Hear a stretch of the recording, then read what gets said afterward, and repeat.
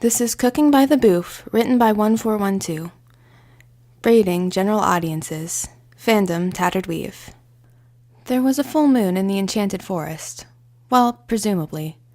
Assuming Lunta was correct, and the records weren't wrong. And the moon hadn't been torn to shreds 300 years ago anyway. Granted, Othidar did suppose the night was a bit brighter than it usually seemed, which did lend a fair bit of credit to Lunta's astronomy. But if the moon had been destroyed, it wouldn't surprise him. Anyway, back to the task at hand. For some reason, some of the best ingredients tended to pop up in the woods every 28 days or so. Crystal clear spring water, extra potent herbs. Heck, even bad berries tasted tolerable when picked under the presumably full moon. He had no idea why it worked. And after a rather long-winded and overly technical explanation from Lunta, no longer cared. The point is, he had been craving a good, bad, and berry smoothie for a while. Well, not so much the bad part, but the rest of the smoothie always managed to put a slightly less sour look on his face, and this seemed like the perfect opportunity to take out the bad and replace it with mediocrity, which sounded fairly disappointing on paper, admittedly, until one realized that if bad berries under a full moon became mediocre, then mediocre berries must become good, and good berries must become great. He soon spotted a cluster of distinct red, delicious-looking berries. These were, of course, horribly poisonous, bittersweet nightshade berries, but luckily good berries tended to grow nearby. And sure enough, there was a squat little bush at the base of the nightshade, growing berries that, in addition to looking delicious and red, would not give anyone who ate too many a bad case of death. As he was gathering berries, he heard a crack behind him. This wouldn't normally be a cause for alarm, if not for the fact that the sudden noise made him realize how none of the usual sounds of the forest at night were present, except for the almost imperceptible noise of something large approaching him from behind, and time to move. Othidar rolled out of the way just in time to avoid the beast's lunge, and it was certainly something you'd describe as a beast, some kind of large canine with an eerily intelligent expression and glowing red eyes. Yep, looked like a werewolf. Guess the moon was full after all. Now he just had to survive long enough to report this fantastic scientific discovery to Lunta. The wolf growled at Othidar, approaching slowly. He backed up, slowly reaching toward his sizable nightshade bush next to him. While he wasn't entirely sure sudden movements would be a good idea, he strongly doubted that the creature would allow him to simply walk home backwards, and one of them would have to do something at some point. And he was armed with about 2/3 of a plan. He plucked a couple berries off the nightshade bush, just in time for the wolf to lunge at him. He intercepted the wolf's jaws with his fist, squeezing the bitter and not actually very sweet at all juice into its mouth. It yelped at the taste, recoiling and running in the vague direction of the nearest stream to wash the horrible taste and poison out of its mouth. The wolf would be fine, probably, but was he? He did just punch a werewolf, in the teeth. He held up his hand, which was still dripping nightshade juice. Actually, hang on, was that blood? Some of it looked like blood. Kind of a lot of that, actually. Not to mention his hand was stinging in at least 3 distinct unpleasant ways, which began to spread entirely too quickly for his liking. He wasn't totally certain whether or not nightshade was toxic enough to be a problem if it got in open wounds. But although he was okay with furthering science, he would really rather live to talk about his contributions, preferably in front of a large crowd, his toxin-addled brain added. Perhaps that science boy would give us an award. He stood shakily, trying not to get blood and or poison on whatever berries he'd gathered that hadn't been ruined by his completely necessary combat role, and began to stagger toward Lunta's tree. About halfway there, he was shaken out of a worryingly attractive line of thinking about what color fancy suit to wear to his definitely going to happen acceptance speech by the sudden realization that he was in immense pain. He doubled over, hooking the bag of berries on a nearby branch before completely losing consciousness and collapsing.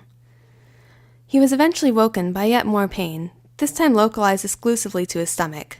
Hunger, that's what it was. On the bright side, he smelled something absolutely scrumptious nearby, in a little sack on a branch. He stood up to get it and promptly fell over due to his legs not working. No matter, he could reach it from down here. He knocked it down, spilling its delicious berry-based treasure. One feeding frenzy later, and he was feeling only moderately sick with hunger, as opposed to downright ravenous. Man, why was he so hungry? And why was he just out in the woods at this hour?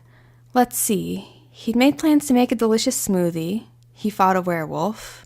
Oh yeah, he'd have to report that to someone. It's not every day you see a werewolf in the enchanted forest, and if you foolishly ignore it, then it soon does become every day, what with their infectious bites. Oh, right. A quick self-examination confirmed that he'd been turned into a gray-furred and surprisingly fluffy werewolf. Well then. That would certainly explain the hunger. Even now he was getting a craving for blood, red berries, he reminded himself. He took a bit to focus on how absolutely delicious this smoothie would surely be, and how he definitely did not want to go on a murderous rampage. I mean, really, murder? Why would you do that when you have 3 kinds of delicious Okay, 2 delicious kinds and 1 sort of okay kind? Speaking of...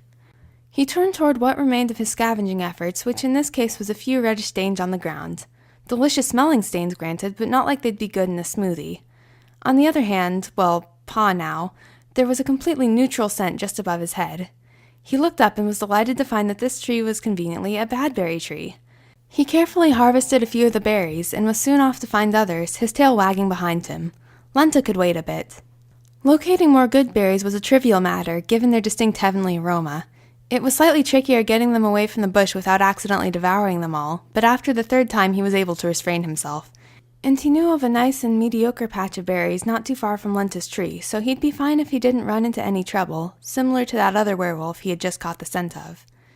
His ears stiffened a bit as he heard the wolf padding slowly toward what looked like one of those new kith from that beach. An amortis or something like that? Poor things seemed a bit lost, their large eyes rotating, getting a glimpse of the large and wonderful forest around them, but completely oblivious to the wolf within striking distance. He should probably do something. That wolf didn't stand a chance. Othadar yelped at the wolf, preparing for another clash and sincerely hoping that double lycanthropy wasn't a thing. The other wolf spun around, recognition and panic in their eyes. A growl rose in their throat. And stomach. Now that he thought about it, he'd gathered a fair amount of berries. He could probably make a double batch. He pawed vaguely at the nearby mediocre berry bush. The other wolf, relieved that they weren't under attack, relaxed a bit. Othadar removed a few of the least distinguishing berries and nudged them toward the other wolf, before backing off and watching the other wolf, who ate cautiously. While they did so, Othadar gathered more berries, and making sure he had enough left over, made a trail leading to the base of Albin's tree. Now all he needed to do was sneak his friend inside his shop, which was about 30 feet of ladders above him. Well, stealth was clearly not an option. Aside from the fact that there was no way he and his friends would get up to the shop, and more importantly kitchen, without help, Albin had already opened their door and was looking at the 2 werewolves, mouths stained a conspicuous shade of red from berry juice, with a fair amount of concern. They noticed Othadar's distinct berry pouch and smiled humorlessly. "You seem to be in rough shape." After a one-sided conversation and several incredibly articulate whines, growls, and various other canine noises, Alvin managed to get both werewolves inside, into elven cuisine with only minor complications. Granted, they did request all the juicy details as soon as possible. The other werewolf was gnawing at a piece of leather Albin had donated, occasionally taking a break to pursue an interesting smell. Meanwhile, Othadar was preparing smoothies, or trying to anyway. Luckily, most of the kitchen tools shed enough magic to run themselves with a little prodding, so while there were a few issues with him having to run around on countertops, he really could be doing worse. Thing is, it didn't quite taste right. Granted, it tasted pretty much exactly how it should, but it still felt like it was missing something. Could it perhaps be that badness was just that important of an ingredient? This cheesy moral was subverted by Othadar catching a whiff of something smooth, sweet, and incredibly appetizing. He looked over to the werewolf to see that they'd managed to get into his stash of chocolate hazelnut spread. Well, what was left of it. You know what? Forget the recipe. Time to experiment. Luckily, he still had some raw hazelnuts and chocolate. About an hour later, the final concoction only slightly resembled the original plan. The good berries had been removed, and soon messily devoured for being too sweet, and replaced with some more tart cranberries that had some subtle flavors that mingled excellently with the yogurt and hazelnut. He even diced up a golden apple and mixed it in because it had seemed like a good idea at the time. Hey, it did say "for the hungriest" on it, and they both seemed pretty hungry. He knocked his briar rose over, tipping the resulting smoothie into a couple of bowls. One bowl was presented to the other werewolf, who had been stealing bits of ingredients and watching with some curiosity for a while.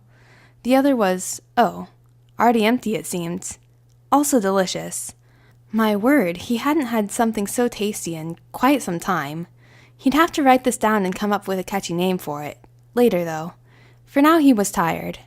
The other werewolf was too, and had curled up under Othadar's bed, with their tail poking out a bit. Apparently the food had been delicious enough to fill both wolves up and make them realize they'd been prowling around outside for the past few hours, and seriously, what time was it? Any sensible person would be asleep by now. Granted, he supposed he'd stopped being sensible when he invited a werewolf into his home and made him a smoothie, but in any case he was fairly exhausted. He climbed into his bed and was soon fast asleep. After hearing nothing but silence for a good long while, Alvin poked their head in. They'd been keeping an ear out for any signs of trouble, and while silence did mean that there wasn't a fight going on, it did not necessarily mean that the two werewolves hadn't fled the tree and were now somewhere in the forest, gallivanting around and making a pack of any passerby. Luckily, this was not the case, and they saw a pair of furry figures near Othadar's bed. One underneath, tail wagging slightly, and one poking out from under the covers with faintly prismatic shimmering fur. This has been Cooking by the Boof, written by OneFourOneTwo. Links to the original work are in the description below. If you liked this, take a look at my other podfics, and if you have any suggestions for future podfics, let me know in the comments. Thanks for listening!